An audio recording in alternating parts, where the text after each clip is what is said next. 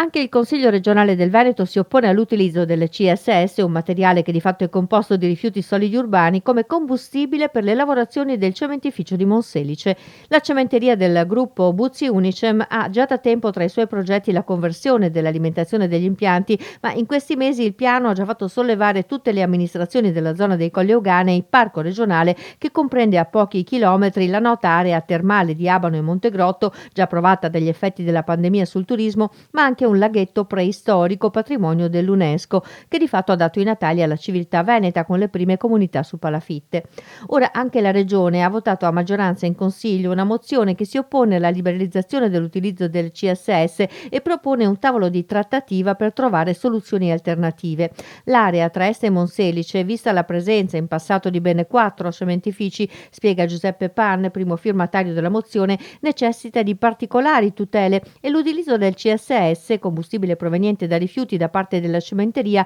non è quindi compatibile con la tutela di questa zona naturalistica. In base al piano ambientale del Parco Colli, ricorda Pan, il cementificio non può utilizzare combustibile da rifiuti almeno fino al 2029, ma ha però già respinto lo schema di convenzione approvato dal Comune di Monselice, presentando anche ricorso al TAR che lo scorso 23 novembre ha dato al Comune di Monselice 3 mesi di tempo per valutare il rilascio del permesso di costruire il nuovo silos per lo stoccaggio dei silicati di ferro. Sono quindi giorni cruciali per la conclusione di questa vicenda, sottolinea Pan, che metterebbe a rischio la salute dei cittadini e l'intero delicato equilibrio del Parco Colli, un luogo la cui principale destinazione dovrebbe essere quella di turismo e cure termali. A tentare una mediazione la consigliera di Forza Italia Elisa Venturini, che ha presentato un emendamento alla mozione accolto dal Consiglio che impegna la Giunta regionale a valutare la creazione di un tavolo di concertazione per arrivare a un accordo di programma. È necessario, spiega la consigliera di Forza Italia,